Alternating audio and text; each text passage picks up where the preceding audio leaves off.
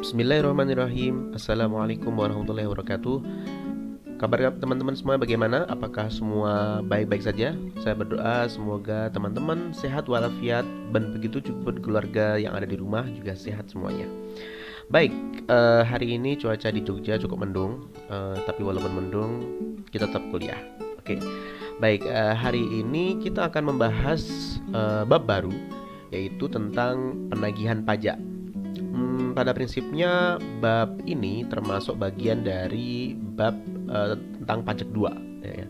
Karena saya nggak bosan-bosan selalu mengingatkan untuk teman-teman semuanya bahwasanya sebelumnya kita udah pernah bahas terkait tentang masalah PPh pasal 21, 22, 23, 24, 25, PPh pasal 4 ayat 2 itu di pajak 1. Kemudian di pajak 2 kita udah bahas tentang seluruh pajak, baik itu PBB, BPHTB, Bea Matrai, terus kemudian PPN, PPNBM, dan cukup banyak, dan pajak internasional secara umum udah ada gitu kan.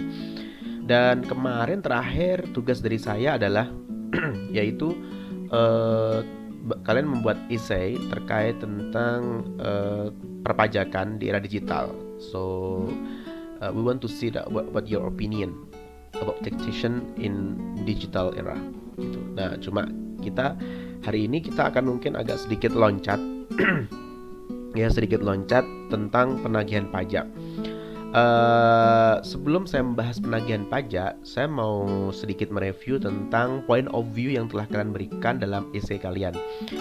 Berbagai macam point of view yang kalian berikan kepada saya dalam bentuk essay, dan kalian sudah mulai mengcapture nih bagaimana cara pandang kalian terhadap pajak terutama di era digital, dan cukup bervariatif dan ada yang menarik, dan sepertinya ada beberapa essay yang mungkin saya anggap mungkin bisa dipost nantinya mungkin atas seizin kalian gitu. Pastinya nanti itu suatu hal yang menarik, dan ini sekedar hanya opini ya gitu kan. Artinya kalau opini itu kan pendapat dari apa yang kalian rasakan sebagai mahasiswa, dan tidak jadi masalah kalau kalian semua beropini, karena pada prinsipnya sebuah opini itu berdasarkan dari pertama bisa jadi pengalaman, kemudian yang kedua adalah apa yang dirasakan, dan yang ketiga adalah mungkin dari pendapat-pendapat yang telah dia kumpulkan dalam pikiran dan dia tuangkan dalam sebuah isi, dan itu hak kalian semuanya. Oke, sebelumnya terima kasih telah mengsubmit untuk essay kalian kemarin di e-learning. Tapi ada beberapa student yang masih belum mengumpulkan. By the way, kalau misalkan kalian pengen mengumpulkan segera, nanti silahkan kontak saya, dan kemudian nanti mungkin bisa masuk ke email saya. Baik, hari ini kita akan membahas tentang penagihan pajak. Dan pada prinsipnya terkait masalah penagihan pajak, pasti kita ngomongin tentang regulation gitu kan, undang-undang dan sebagainya. So many yang namanya regulation itu pastinya cukup variatif dan cukup banyak, apalagi banyak peraturan-peraturan yang mungkin saya sendiri pun masih cukup sedikit ya, masih cukup sedikit sekali membahas tentang perundang-undangan, dan pastinya saya sendiri pun tidak begitu hafal tentang undang-undangan. Karena itu kita akan belajar bersama-sama dan kita akan kuliti bersama-sama. Pada saat saya belajar pertama kali di diploma perpajakan, dulu saya diploma perpajakan di Universitas 11 Maret, dan kemudian setelah itu saya ngambil privat A dan privat B. Pastinya pengalaman saya terkait tentang masalah keilmuan mungkin bisa dibilang oke, tapi untuk masalah pengalaman pastinya saya masih banyak kekurangan. Dan ini merupakan salah satu bentuk compile. Jadi dari beberapa pemahaman yang saya pahami, maka akan saya share di sini. Dan pastinya apa yang saya share di video ini pastinya juga berdasarkan daripada undang-undang yang berlaku gitu kan. Dan kalau misalkan teman-teman ada peraturan terbaru atau bahkan kalian punya pendapat lain tentang masalah perpajakan, dan hari ini kita bahas penagihan, ya silahkan kalian komen di bawah di channel YouTube saya. Baik, hari ini kita akan bahas tentang masalah penagihan pajak. Pastinya kalau ngomongin penagihan pajak, saya sekali lagi ngomong bahwa kita akan berhubungan dengan undang-undang dan lain sebagainya. Baik, kita akan bahas pertama yaitu tentang undang-undang. Undang-undang yang pertama mungkin yang akan saya bahas adalah yaitu Undang-Undang Republik Indonesia Nomor 19 Tahun 2000 tentang perubahan atas Undang-Undang Nomor 19 Tahun 1997 tentang penagihan pajak dengan surat paksa. Pastinya teman-teman mungkin sudah pada tahu, tapi cuma mungkin tidak begitu menghiraukan mungkin ya. Jadi sebenarnya penagihan pajak itu kan ada beberapa jenis ya. Ada beberapa literatur yang menyebutkan bahwasanya penagihan pajak itu dibagi dua macam. Yang pertama adalah penagihan pasif dan penagihan aktif. Oke, ini yang saya baca adalah di beberapa literatur ya. Sebelum kita bahas ke undang-undangnya, karena pastinya kalau kita bahas masalah pajak itu seru banget kalau kita ngomongin undang-undang. Saya tidak mereview dan saya tidak kayak semacam beradu argumen, cuma saya memahami undang-undang itu sebagai salah satu bentuk pola dasar pemikiran kita bahwa saya semua mengacu ke undang-undang gitu kan. Tapi sekali lagi, undang-undang adalah sebagai aturan dan pastinya ada nanti teknis-teknis yang mungkin tidak dibahas di undang-undang pastinya. Oke. Yang pertama, sebelum kita bahas ke penagihan, pastinya kita harus memahami dulu apa aja tuh penagihan. Jadi ada beberapa literatur yang menyebutkan bahwasanya penagihan ada dua macam. Jadi kalau di dalam undang-undang ini dia hanya cuma menyampaikan penagihan dengan surat paksa gitu kan. Ada lagi undang-undang, bukan undang-undang sih sebenarnya, Peraturan Direktur Jenderal Pajak tahun 2016 PR 04 PJ 2016 tentang surat daftar formulir dan laporan yang digunakan dalam pelaksanaan penagihan pajak dengan surat paksa. Saya kira untuk peraturan ini terkait tentang teknisnya. Kalau melihat aturan ini itu lebih cenderung kepada aturan teknisnya. Jadi kalau kalian download peraturan ini, itu nanti di bawahnya itu ada kayak semacam informasi terkait tentang surat apa sajakah yang digunakan. Jadi ada beberapa formulir, lama, kode, baru, nah ini lampiran. Nah ini adalah surat daftar yang dimana yang berfungsi untuk, jadi ada yang teguran, ada yang surat perintah penagihan pajak dan sebagainya. Dan ini ada kodenya masing-masing. Oke. Baik, sebelum mengarah ke sana, kita harus pahami dulu penagihan pajak. Jadi kalau beberapa literatur yang saya pahami terkait masalah penagihan pajak, pada prinsipnya penagihan pajak itu ada beberapa jenis. Beberapa kali ya, mungkin beberapa. Yang pertama, kalau beberapa yang itu saya baca, penagihan itu ada dua. Yang pertama adalah penagihan pasif dan penagihan aktif. Apa itu? Jadi gini, sederhana saja penjelasannya. Karena ini kalau kalian buka beberapa media, buka website, mesti banyak sekali informasi terkait masalah ini, penagihan. Jadi kalau kita ngomongin penagihan pasif, yaitu adalah penagihan di mana dari pihak DJP itu menerbitkan yang namanya surat tagihan pajak atau STP. Atau juga istilahnya yang lain, misalkan kasusnya misalkan kurang bayar, maka ada surat ketetapan pajak kurang bayar. Ada juga yang namanya surat ketetapan pajak kurang bayar tambahan. Ada beberapa surat lah gitu kan. Dimana dalam penanganan penagihan pasif ini, dimana Faskes hanya memberitahukan kepada wajib pajak bahwa terdapat hutang pajak. Kalau ngomongin Faskes dan Faskes ya kali ya, mungkin lebih kepada DJP lah ya, gitu. Karena tulisannya tuh Fiskus. Tapi ntar kalau mau ngomongnya Faskes dikiranya Faskes kesehatan. Ya intinya adalah dari DJP itu dia memberitahukan kepada wajib pajak untuk wajib pajak kepada kita bahwasanya kita itu punya hutang pajak. Dan dalam jangka waktu 1 bulan sejak diterbitkan daripada STP tersebut atau surat tagihan pajak atau sejenisnya lah suratnya, maka wajib pajak apabila tidak melunasi hutang pajaknya, maka pihak DJP itu akan melakukan penagihan aktif. Oke. Jadi teman-teman, kalau misalkan nanti kalian tidak membayar pajak, terus tidak menyelesaikan hutang pajak kalian, pastinya itu nanti kalian akan menerima surat yang namanya surat tagihan pajak atau STP. Kalau SPT apa Pak? SPT kan surat pemberitahuan. Artinya, jadi gini, kita sebagai seorang wajib pajak, kita itu wajib yang namanya dua hal. Yang pertama adalah wajib bayar dan wajib lapor, ya nggak sih? Jadi kalau wajib bayar itu ya kalau misalkan kita di institusi, kemudian institusi kita membayar pajak, ya itu berarti bisa diwakilkan oleh institusi kita. Karena dari institusi yang kita bekerja tadi, kita udah dipotong pajaknya. Oke, selesai. Tetapi untuk masalah melapor, pada prinsipnya ya kita sendiri yang melapor bahwasanya kita sudah pernah atau sudah membayar SPT masa ataupun SPT tahunan, baik itu melalui elektronik maupun dan sebagainya. Nah, itu yang menjadi hal yang sangat harus kita pahami gitu kan, bahwasanya penagihan pasif itu pada prinsipnya memang karena ada sebabnya. Sebabnya adalah teman-teman tidak membayar pajak, atau mungkin kalian alpa maksudnya tidak membayar pajak, lupa gitu kan. Nantinya akan keluar yang namanya surat tagihan pajak. Dan apabila selama dalam jangka waktu 1 bulan sejak diterbitkannya STP tersebut, atau nggak harus STP sih, bisa jadi surat kekurangan bayar dan sebagainya, maka wajib pajak apabila tidak melunasi hutang pajaknya, maka dari pihak fiskusnya atau pihak DJP-nya atau pegawainya itu akan melakukan penagihan aktif. Dia awalnya pasif, bisa jadi aktif gitu kan.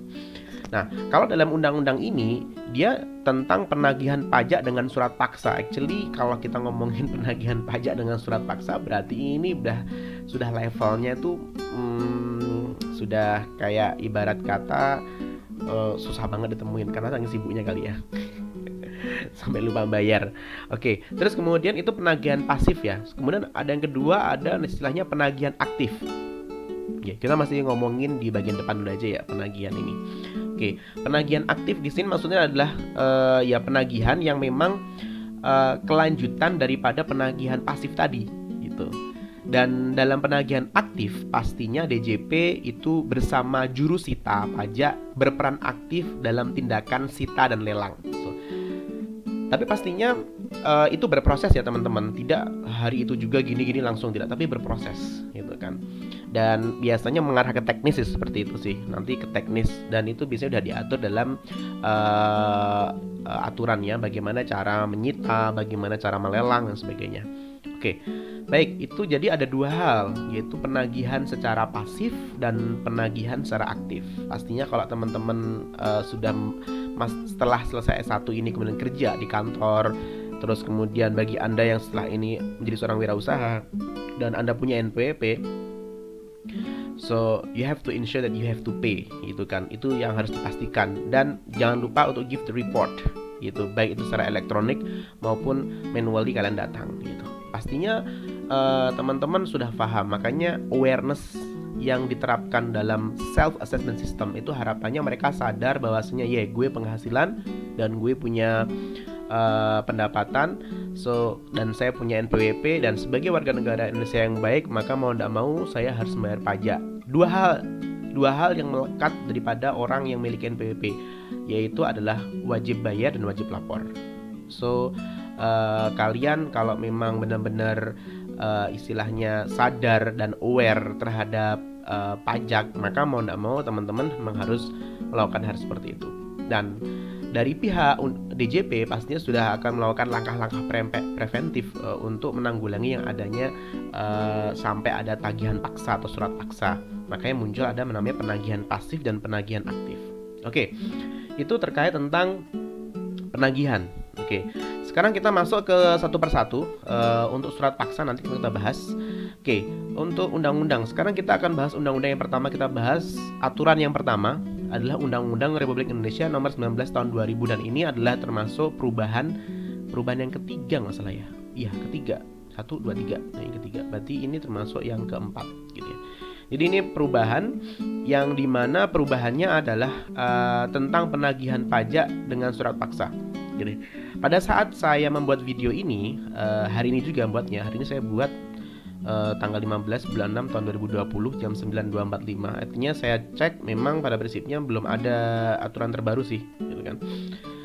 Oke, yang pertama kita akan membahas terlebih dahulu. Saya nggak perlu ngomongin detailnya ya, mungkin secara umum aja. Oke, di sini ada tulisan pajak adalah semua jenis, nggak perlu saya jelaskan. Kemudian wajib pajak, penanggung pajak adalah orang pribadi atau badan yang bertanggung jawab pembayaran pajak. Oke, kalian udah tahu semuanya. Oke, sekarang kita masuk ke pejabat aja lah ya. Ini kalau teman-teman nggak perlu saya jelasin ya, apa itu pajak sudah jelas ya. Apa itu wajib pajak udah tahu semuanya, nggak perlu saya bahas. Mungkin saya akan membahas yang mungkin terkait masalah langsung terkait tentang penagihan.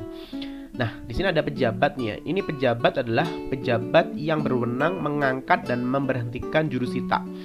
Nah, oke, perhatikan ya. Jadi jurusita, terus kemudian surat perintah penagihan seketika dan sekaligus, surat paksa, surat perintah melaksanakan penyitaan, surat pencabutan sita dan lain sebagainya, itu semuanya yang berhak mengeluarkan sebagainya adalah pejabat dari DJP setempat. Nah, itu. Nah, terus kemudian kita masuk ke jurusita. Apa itu jurusita? Jurusita pajak adalah pelaksana tindakan penagihan pajak yang meliputi penagihan seketika dan sekaligus pemberitahuan surat paksa, penyitaan dan penyanderaan. Disandra ya barangnya. Oke, kita akan bahas satu persatu jurusita. Apakah yang dimaksud dengan penagihan seketika dan penagihan sekaligus? Oke. Jadi silahkan nanti kalian cek. Jadi ada beberapa istilah-istilah ya teman-teman. Ada beberapa istilah-istilah yang nanti di sini juga disebutkan ya. Penagihan ya. Penagihan seketika dan sekaligus adalah tindakan penagihan yang dilaksanakan oleh jurusita pajak kepada penanggung pajak tanpa menunggu tanggal jatuh tempo pembayaran yang meliputi seluruh hutang pajak dari semua jenis pajak, masa pajak, dan tahun pajak. Ini actually kalau benar-benar sudah sampai penagihan seperti ini, berarti dia itu lebih cenderung kepada penagihan aktif teman-teman, bukan lagi penagihan pasif. Oke, jadi penagihan yang dengan penagihan seketika dan sekaligus ini lebih cenderung kepada penagihan aktif. Oke. Ada beberapa literatur yang mengatakan bahwasanya tujuan penagihan jenis untuk seketika dan sekaligus ini itu adalah karena terjadinya hutang pajak yang tidak bisa ditagih. Bisa jadi ditagih karena terlalu besar, bisa jadi, atau mungkin orangnya kabur-kaburan, bisa jadi, dan bisa jadi jika saat dilakukan penagihan seketika dan sekaligus wajib pajak itu belum membayar, maka jurusita pajak akan menunggu hingga tanggal jatuh tempo. Biasanya seperti itu. Nah, karena di sini konsepnya adalah penagihan seketika dan sekaligus, maka tanpa menunggu tanggal jatuh tempo pembayaran yang meliputi seluruh hutang pajak, maka semuanya akan disita oleh pajak. Nah, itu. Jadi ini levelnya itu kayak semacam sudah benar-benar aktif dan memang sudah harus segera dilakukan pelelangan dan penyitaan. Bukan pelelangan ya, lebih mengarah ke sampai dia disita dan kemudian dilakukan yang namanya tadi penyanderaan, bisa dibilang seperti itu. Nah, dan di sini juga ada definisi penagihan pajak. Ini definisinya seperti ini ya di undang-undang. Semoga teman-teman tidak akan pernah bosan untuk melihat undang-undang ya. Jadi serangkaian tindakan atau penanggung pajak melunasi utang pajak, biaya penagihan bla bla bla bla bla, memberitahu surat paksa, mengusulkan pencegahan, melaksanakan penyitaan, melaksanakan penyitaan, dan menjual barang disita. Jadi penagihan pajak itu memang konteksnya luas ya. Dari mulai dia ngasih tahu yang pasif tadi sampai dia aktif gitu. Yang aktif itu ya sudah dipaksa, terus kemudian disita, terus kemudian disandra barangnya, dan bahkan sudah sampai mungkin sampai level pelelangan, bisa jadi kayak gitu. Jadi sudah sangat ini. Dan pastinya yang dari mulai aktif sama pasif, dari mulai pasif ke aktif itu semua berproses, tidak dalam 1 bulan biasanya, karena memang ada jangka waktu. Pastinya dari pihak pajak tidak akan ngasih tidak akan, istilahnya dia bakal ngasih waktu gitu, tidak akan buru-buru, besok 2 jam lagi gitu, kayak tukang kredit yang biasanya ngambil-ngambil gitu. Ya, jadi istilahnya pada prinsipnya memang ada jangka waktu gitu kan, tidak diburu-buru dari SMS, ayo tagih-tagih ya gitu, nggak seperti itu caranya. Mereka punya etika sendiri dan punya cara sendiri, dan itu lebih terhormat pastinya, dan pastinya tidak ada peringatan. Nah, makanya di sini nomor 10, setelah ada tadi kan ada penagihan pajak baik itu pasif maupun aktif. Nah, terus kemudian ada penjelasan juga terkait masalah surat teguran atau peringatan atau surat lain yang sejenisnya adalah surat yang diterbitkan oleh pejabat untuk menegur dan memperingatkan kepada wajib pajak untuk melunasi hutang pajak. Nah, tadi saya bilang ada STP, surat tagihan pajak, itu termasuk salah satu menjadi teguran juga gitu kan, harus segera bayar dan sebagainya. Dan teman-teman pastinya harus paham itu dulu gitu kan. Jadi urut-urutannya teman-teman. Jadi pada saat kita ada tagihan pajak itu yang pertama keluar ya surat pemberitahuan dulu. Surat pemberitahuan, surat teguran dulu. Ya, surat teguran atau surat tagihan pajak. Terus kemudian surat teguran itu atau surat peringatan adalah surat yang diterbitkan di mana untuk melaksanakan penagihan pajak. Jika dalam waktu 7 hari setelah tanggal jatuh tempo penanggung pajak dan wajib pajak belum melunasi pajaknya, maka surat teguran ini akan sampai ke tangan penanggung pajak. Jadi istilahnya teguran ini jangka waktunya sekitar 7 hari gitu. Dalam beberapa literatur penyampaian seperti itu. Kemudian tujuannya adalah untuk memberikan peringatan kepada penanggung pajak agar segera melunasi hutang pajak sehingga tidak perlu lagi dilakukan penagihan secara paksa. Jadi itu penting banget teman-teman semua harus pahami ya. Kemudian nanti setelah keluar surat teguran baru nanti keluar surat paksa gitu kan. Keluar surat paksa, terus kemudian nanti ada lagi yang namanya surat sita, terus nanti baru dilakukan yang namanya lelang gitu. Jadi pada prinsipnya berproses bertahap gitu kan. Surat peringatan, surat teguran dan sebagainya. Terus kemudian di sini ada juga setelah kita pahami sampai ke aktif ya. Jadi tadi ada penagihan aktif, pasif ke aktif gitu kan. Terus kemudian ada lagi surat paksa. Tadi setelah ada pertama kan tadi ada surat teguran kan. Surat teguran udah disampaikan. Kemudian muncul ada surat paksa, yaitu adalah surat perintah membayar hutang pajak dan biaya penagihan pajak. Kosnya semakin tinggi teman-teman. Gitu. Jadi teman-teman memang ya kalau misalkan kalian harus membayar pajak ya bayarlah kalau kalian punya NPWP gitu kan. Dan bagi kalian yang belum punya NPWP dan sudah berpenghasilan ya teman-teman harus mendaftarkan diri sebagai NPWP. Dan apabila kalian punya usaha atau bisnis gitu kan, kalian juga bisa punya NPWP. Pastinya kalian bisa disebut sebagai pengusaha kecil kalau pengen mendaftarkan dirinya sebagai yang punya NPWP gitu kan. Nah, jadi itu ya teman-teman. Jadi surat teguran. Jadi saya ulangi lagi ya. Jadi yang pertama tadi ada penagihan pajak. Penagihan pajak itu ada dua. Yang pertama penagihan pasif dan aktif. Nah, biasanya kalau penagihan yang pasif itu lebih berguna pada surat tagihan pajak, surat ketetapan keuangan pajak dan sebagainya. Kalau misalkan ditagih nggak bisa, maka baru dilakukan surat teguran gitu. Jadi surat teguran itu ditegur bahwasanya Pak, Bu, Mas, Mbak, ini harus Anda segera bayar. Jadi sudah dikasih tahu baik-baik ya. Belum kelar juga, belum bayar, kasih surat teguran gitu kan. Belum keluar juga dikasih surat paksa gitu kan. Jadi pada prinsipnya stepnya itu udah ada gitu loh. Terus kalau surat paksa nggak bisa, baru surat sita gitu kan. Surat sita nggak kelar, disita nggak segera bayar, kemudian baru lelang gitu kan. Nah makanya harus hati-hati teman-teman semuanya nih. Terus kemudian di sini juga ada biaya penagihan pajak, yaitu biaya pelaksanaan surat paksa, surat perintah melaksanakan penyitaan dan sebagainya. Terus penyitaan adalah tindakan jurusita pajak untuk menguasai barang penanggung pajak guna digunakan sebagai jaminan untuk melunasi hutang pajak menurut peraturan perundang-undangan. Jadi pastinya, kok bisa mereka tahu ya kalau kita punya harta segitu? Kan kita tiap tahun harus ngelaporin yang namanya harta kekayaan kita berapa, ada nggak yang baru tahun ini dan sebagainya, kan harus kita laporkan gitu kan. Apalagi kalau mereka yang berpenghasilan dan sebagainya, atau mungkin punya bisnis, usaha, asetnya bertambah pasti kan gitu. Nah itu contoh ya. Jadi penyitaan seperti itu. Kemudian ada objek sita adalah barang penanggung pajak atau wajib pajak, barangnya wajib pajak yang dapat dijadikan sebagai jaminan hutang pajak. Barang adalah tiap benda atau hak yang dapat dijadikan sebagai objek sita gitu. Terus lelang adalah setiap penjualan barang di muka umum dengan cara penawaran harga secara lisan atau tertulis melalui usaha pengumpulan peminat atau calon pembeli. Kantor lelang sebagainya bla bla bla bla bla bla bla bla. Ada banyak sekali gitu kan. Jadi semuanya sudah ada aturannya masing-masing. Jadi undang-undang ini lebih mengarah ke undang-undang secara umum. Perhatikan ya. Jadi ini adalah undang-undang yang digunakan sebagai acuan untuk bagaimana cara mengatur penagihan pajak dengan surat paksa.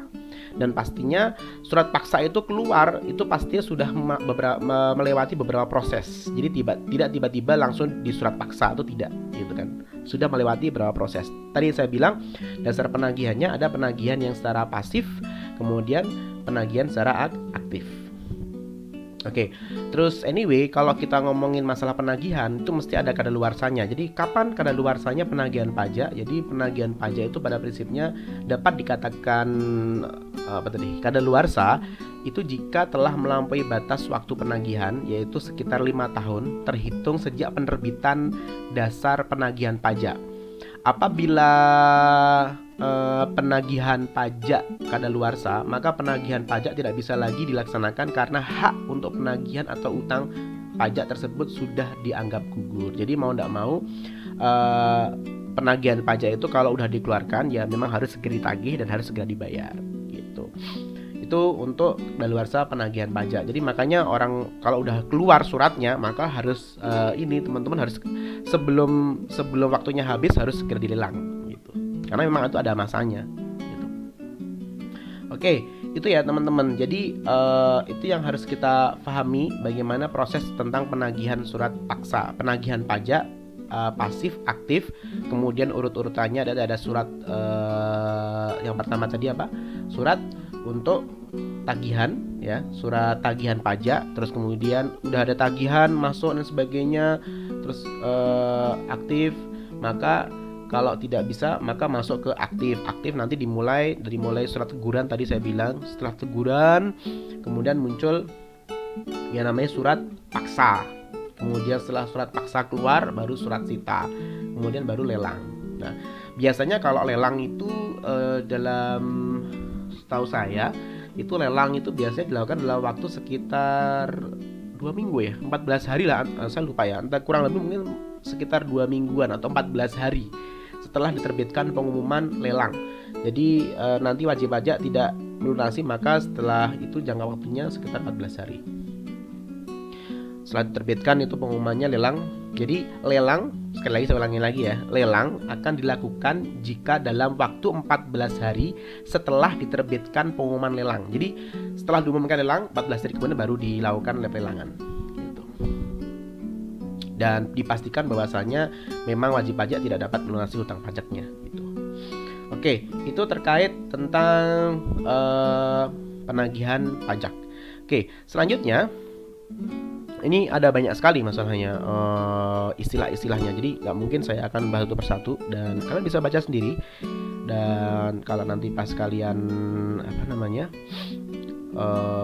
nggak ada kerjaan, kalian bisa baca-baca buku ini, baca-baca undang-undang ini ya gitu. Oke, ini ada juga pasal 5 jurusita bertugas untuk apa, yaitu melaksanakan surat bla bla bla bla bla. Oke. Terus kemudian surat jurusita bla bla. Oke, mungkin itu ya. Jadi terkait tentang jurusita. Jurusita itu diangkat oleh pejabat. Oke. Next, sekarang kita masuk ke peraturan selanjutnya. Jadi setelah undang-undang kita bahas, kita sama-sama baca. Sekarang kita masuk ke peraturan undang-undang yang ngomongin tentang surat daftar formulir dan laporan digunakan untuk pelaksanaan penagihan pajak dengan surat paksa. Oke. Di sini ada juga ketentuan bagaimana caranya dan bagaimana tata cara pengusulan dan tidak lanjut penghapusan piutang pajak. Ini ada banyak sekali di sini penjelasannya.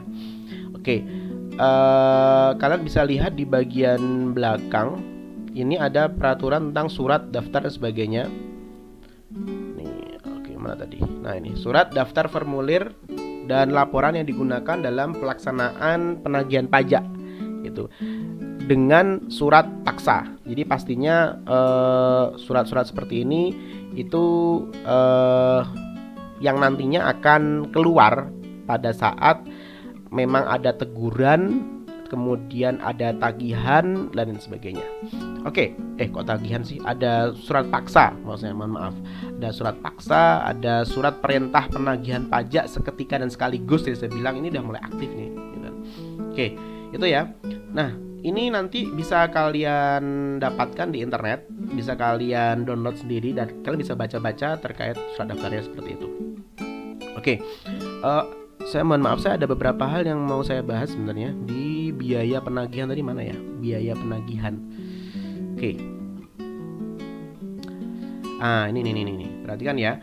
Jadi setelah dari surat paksa itu ada biaya penagihan. Biaya penagihan adalah biaya pelaksanaan surat paksa, surat perintah melaksanakan penyitaan, pengumuman lelang, pembatalan lelang, dan jasa penilai. Oke, saya akan fokus di jasa penilai. Jadi sebenarnya dari pihak DJP itu dia punya namanya jasa penilai. Oke, saya akan memberikan saya akan melontarkan beberapa hal terkait tentang jasa penilai.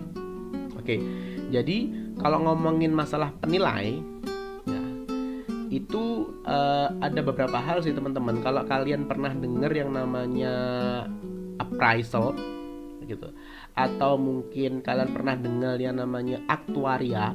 Nah, itu. Jadi ada beberapa hal yang mungkin harus saya sampaikan di sini. Jadi ada yang namanya aktuaria, ada namanya appraisal, ada namanya jasa penilai. Ini apa bedanya? Ini semuanya nilai semua ini.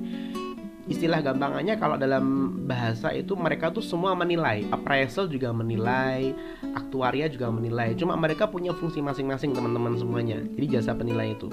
Yang pertama kita ngomongin yang namanya penilai dulu aja ya.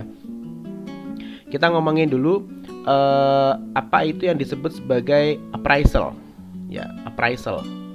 Appraisal itu dia itu seorang evaluator terkait tentang masalah properti biasanya, yaitu tentang masalah real estate, bisnis, collectibility on antik biasanya. Jadi barang-barang antik dan sebagainya, barang-barang pegadaian. Nah, itu biasanya dia menggunakan appraisal. Nah, appraisal di sini biasanya kegiatannya dia menilai secara profesional untuk melihat sejauh mana nilai harga, terus kemudian dari harga pasar. Biasanya seperti itu. Nah, terus kemudian kalau ada lagi tadi saya ngomong tadi appraisal, ada juga lagi yang disebut sebagai aktuaria. Nah, aktuaria ini bedanya apa? Dia juga menilai, cuma dia lebih kepada pengelolaan risiko keuangan di masa yang akan datang. Biasanya gitu dia akan melihat tuh di masa yang akan datang tuh seperti apa, proses ekonomi, keuangan dan sebagainya. Itu aktuaria gitu. Dan biasanya basic keilmuannya adalah bidang matematika gitu kan, matematika. Dan biasanya kalau aktuaria itu bisa sampai ke kerjanya bisa jadi ke asuransi dan sebagainya biasanya loh ya gitu kan. Dan ini termasuk dalam bidang administrasi asuransi gitu, aktuaria. Dan dia memang ahli dalam profesi perencanaan keuangan personal. Yang lain pun bisa sih sebenarnya untuk masalah badan. Nah, sekarang kita ngomongin jasa penilai. Jadi ada aktuaria, ada appraisal. Kalau appraisal dia memang mengukur yang namanya aset, terus kemudian mengukur ya sejauh mana dengan harga pasar dan sebagainya. Nah, gitu. Nah, apa bedanya sama jasa penilai di sini? Gitu. Jadi kalau jadi ada peraturan yaitu peraturan Menteri Keuangan nomor 125 tahun 2008 kalau nggak salah. Itu tentang jasa penilai publik. Jadi definisi jasa penilai ya, jadi jasa penilai ya. Jadi penilai itu adalah seorang yang dengan keahliannya menjalankan kegiatan penilaian. Oke. Terus kemudian jasa penilai berarti dia memberikan jasa untuk menilai suatu barang dan sebagainya, baik itu untuk pelelangan. Oke. Sekarang kalau kita diatur dalam undang-undang disebutkan bahwasanya jasa penilai publik ya, jasa penilai publik. Kita ngomong jasa penilai publik yaitu adalah penilai yang telah memperoleh izin dari menteri untuk memberikan jasa sebagaimana yang diatur dalam undang-undang Kementerian Keuangan. Penilai eksternal sebagai yang dimaksud dalam peraturan Menteri Keuangan di bidang pelayanan negara, di bidang kekayaan negara dan lelang. Nah, pada prinsipnya DJP itu sudah ada namanya jasa penilai. Cuma ada juga yang namanya jasa penilai publik gitu. Jadi mereka memang menghitung misalkan aja ada orang yang tidak bayar pajak, terus kemudian melakukan penyitaan dan disita, dan dia akan dihitung tuh berapa barang-barang yang disita tadi, gitu, akan dinilai, gitu kan. Akan dinilai dan akan dilihat apakah barang-barang tersebut itu bisa digunakan sebagai bisa disita, terus kemudian dinilai kembali berapa harganya. Kalau masih kurang akan ada penyitaan lagi. Contohnya seperti itu. Makanya muncul istilahnya namanya ada KJPP ya kalau nggak salah, yaitu Kantor Jasa Penilai Publik gitu. Itu adalah badan usaha yang telah mendapat izin usaha dari menteri sebagai wadah bagi penilai publik dalam memberikan jasanya. Oke. Nah, kalau yang di sini, yang di aturan ini itu jasa penilaian memang dimiliki oleh kantor pajak gitu kan.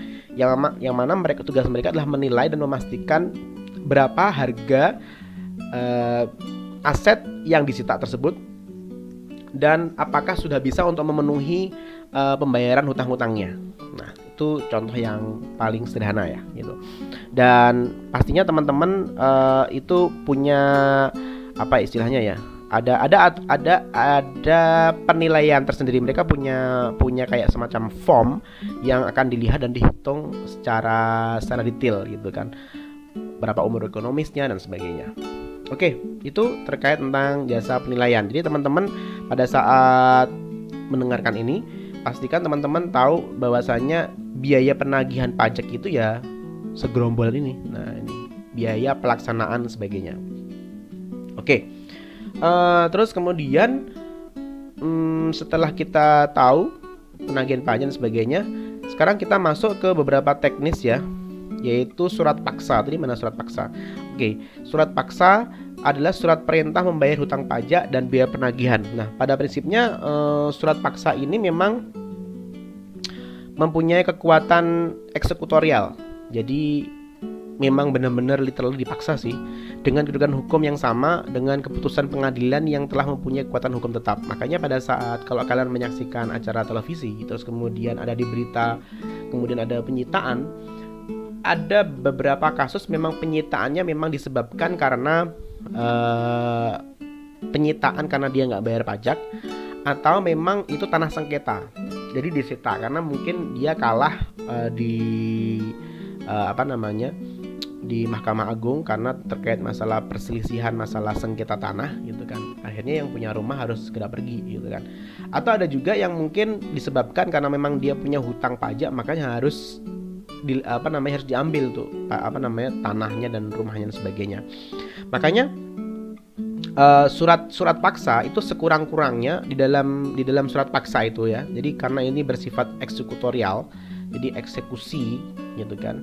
Maka dalam surat paksa itu sekurang-kurangnya harus meliputi 4 hal. Yang pertama ada nama wajib pajaknya ya, atau nama wajib pajak atau penanggung pajaknya atau orang yang tadi harus membayar pajak.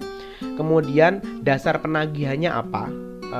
Yang bersangkutan ternyata belum bayar ini atau mungkin kurang bayar ini sebagainya.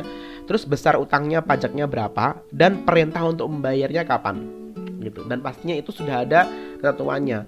Karena di sini udah surat paksa, otomatis berarti sudah mengarah ke penagihan aktif gitu kan. Dari mulai dia pasif masuk ke aktif gitu.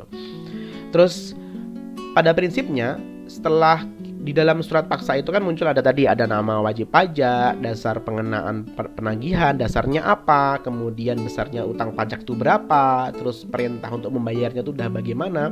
Nah, maka surat paksa itu diterbitkan apabila yang pertama penanggung pajak atau wajib pajak tersebut ternyata itu tidak melunasi hutang pajaknya pada saat udah dikasih surat surat teguran, kemudian sudah dikasih surat pemberitahuan, terus surat teguran, terus kemudian sudah dikasih yang pertama tadi surat apa ya? Saya lupa. Yang pertama tadi istilahnya surat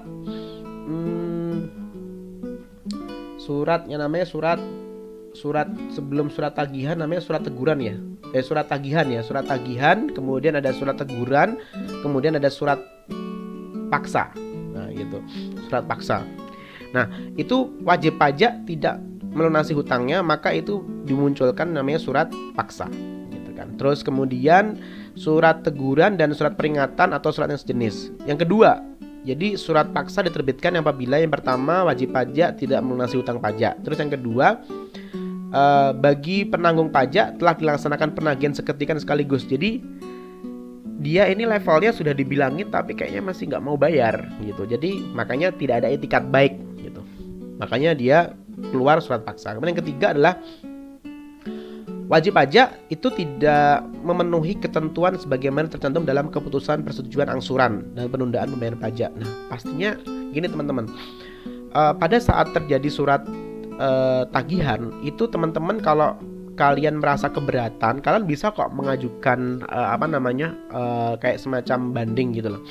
Ini kok kayaknya perhitungannya terlalu besar ya, atau mungkin kalian mengeluarkan angsuran. Nah, makanya pada saat ada tagihan dan kalian merasa kurang puas, kalian bisa datang terus kemudian kalian bisa memberi pengajuan gitu. Nah, itu yang terjadi biasanya seperti itu. Terus kemudian surat paksa. Jadi surat paksa ya, surat paksa. Terus kemudian surat paksa terhadap orang pribadi yang diberitahukan oleh jurusita, yaitu orang dewasa yang bertempat tinggal bersama atau bekerja di tempat usaha penanggung apabila penanggung pajak dan bersangkutan tidak dapat dijumpai. Nah, biasanya surat paksa itu muncul bisa jadi karena tadi orangnya tidak ada di tempat dan suratnya udah sampai di rumah dan tidak digubris lagi. Dan itu penting banget gitu kan. Makanya mengapa pada saat kita membuat NPWP, teman-teman kalau membuat NPWP itu kan mesti ada alamatnya. Nah, itu alamat yang digunakan sampai nanti di akhir pada saat nanti terjadi apa-apa pakai alamat itu gitu. Oleh karena itu pada saat teman-teman misalkan pindah rumah terus punya NPWP, alangkah baiknya kalian melapor dan melakukan pemberitahuan untuk perubahan yang namanya perubahan alamat. Nah, itu bisa kalian gunakan seperti itu. Terus kemudian setelah selesai dipaksa, nggak selesai maka baru yang namanya ada surat sita. Nah, ini udah banyak sekali nih. Kalau surat sita itu udah mulai banyak penyitaan, banyak pelaksanaan yang secara ini ya. Istilahnya kalau surat paksa itu sudah dipaksa tapi belum diambil. Jadi kalau surat paksa itu sudah mengarah mau diambil barang-barangnya. Jadi itu belum ada pengambilan. Jadi baru eksekutor aja, eksekusi gitu kan. Gitu. Dan kemudian setelah surat paksa keluar, barulah muncul surat penyitaan dan terjadilah penyitaan yang diterbitkan dalam waktu 2 kali 24 jam sejak diterbitkannya surat paksa. Jadi kalau di dalam beberapa literatur menyebutkan bahwasannya, ini saya baca literatur ya. Ini kalau di dalam literatur di beberapa jurnal mengatakan bahwasannya penyitaan tidak semata-mata bertujuan untuk menjual barang milik penanggung pajak, melainkan petugas menggunakan barang-barang tersebut sebagai jaminan agar penanggung pajak melunasi pajak. Jadi itu pada saat disita itu cuma diambil doang, nggak langsung dilelang. Jadi ini sebagai jaminan diambil, gitu kan. Tapi itu belum dijual gitu. Baru diambil saja dan disimpan. Kemudian Anda dikasih waktu lagi untuk segera melunasi hutang pajaknya gitu. Nah, ada banyak teknis sebenarnya teman-teman yang mungkin saya mau sampaikan. Cuma kayaknya kalau saya ngomongin teknis kayaknya agak sedikit membosankan. Jadi nanti mungkin kita mungkin enaknya diskusi aja. Diskusi lewat YouTube atau nanti di WA kita diskusi. Kalian pengen tanya apa gitu kan. Pastinya kalau dari saya mungkin saya akan menjawab based on literatur gitu kan. Ada beberapa kasus yang saya baca juga lewat internet yang pastinya saya nggak mungkin copy paste ya. Mungkin itu kasus berbeda gitu. Tapi yang jelas intinya setiap kali ada surat pemaksaan, surat sita itu mesti mereka punya cerita masing-masing setiap kasus. Jadi nggak bisa disamakan. Tapi intinya sama prosesnya. Yang namanya aturan daripada langkah-langkah penagihan pajak itu semuanya sama. Cuma pada saat ada surat keluar itu biasanya mereka ada kayak semacam cerita yang drama-drama yang mungkin berbeda di antara yang lain. Mungkin surat teguran si A berbeda dengan surat teguran B karena kasus seperti ini itu biasanya ada seperti itu sih. Tapi intinya sama, surat teguran itu seperti apa, paksa seperti apa dan sebagainya. Oke, mungkin itu dari saya hari ini tentang pembahasan penagihan pajak. Jadi teman-teman nanti kalau misalkan kalian pengen tanya, silahkan kalian tanyakan. Dan pastinya ada beberapa ketentuan-ketentuan yang tidak termaktub dalam undang-undang, cuma dia bisa bisa dilihat kalian penjelasannya di peraturan kementerian ini. Ya. Dan pastinya untuk masalah penagihan itu mesti ada permohonan pembetulan dan penggantian.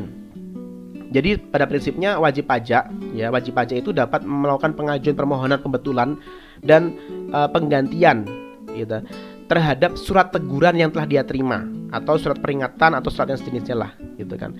Dan biasanya itu waktunya dalam jangka waktu sekitar 7 hari setelah tanggal diterima permohonan tersebut, maka pejabat harus memberi keputusan iya atau tidak seperti apa. Nah, jadi kalian sebenarnya bisa sih komunikasikan gitu kan. Kalian merasa bahwasanya kayaknya ini agak kebesaran deh, coba hitung dulu deh gitu. Kalian bisa mengajukan atau bahkan penggantian atau bahkan mungkin ada angsuran, bisa jadi gitu.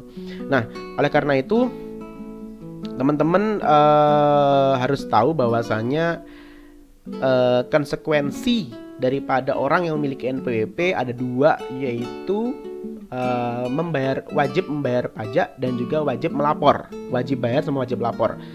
Istilah self assessment system itu sebenarnya untuk mendidik kita rasa awareness kita terhadap pajak. Jadi mau tidak mau teman-teman harus tahu bahwasanya ya kalau saya punya NPWP actually, dan I have the salary and also I have the revenue, so I have profit and loss or maybe something like that, depend on how you are gitu kan. Kalau ternyata usaha Anda profit, ya udah berarti Anda harus lapor, bayar. Kalau loss ternyata ya laporan aja loss gitu dan sebagainya. Nah, itu penting banget buat teman-teman semua harus tahu gitu kan.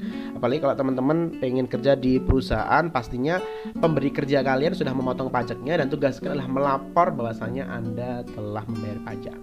Oke guys, terima kasih. Itu aja hari ini kita diskusinya dan sharingnya. Apabila ada pertanyaan, silahkan kalian ditulis di kolom komentar, or kalian bisa read on the WhatsApp. Silahkan nanti kirimkan ke saya diskusinya, kamu tanya apa. Yang jelas intinya undang-undang ini tidak akan pernah kalian lepas kalau kita ngomongin tentang masalah penagihan pajak dengan surat paksa. Dan penagihan pajak dibagi dua macam, pasif dan aktif, dan itu semua berproses dan tidak instan. Artinya pihak pajak pun juga ngasih jangka waktu atau jeda yang nantinya kapan itu tagihan keluar, teguran keluar kapan, paksa keluar kapan, sita kapan, bagaimana caranya, itu semua ada jedanya dan ada prosesnya. So pastikan teman-teman kalau kalian punya NPWP, sampai hari ini udah punya NPWP, maka segera bayar pajaknya, pajak masa, pajak tahunan, dan kemudian juga jangan lupa wajib lapor. Baik, terima kasih. Itu saja dari saya. Kurang lebih mohon maaf apabila ada salah kata, salah ucap. Saya mohon maaf atas sebesar-besarnya. Saya akhiri kuliah saya hari ini dengan membaca kafatul majlis. Subhanakallah wa bihamdika asyhadu an la ilaha illa anta astaghfiruka wa atubu ilaik. Oke, see you next. Assalamualaikum warahmatullahi wabarakatuh.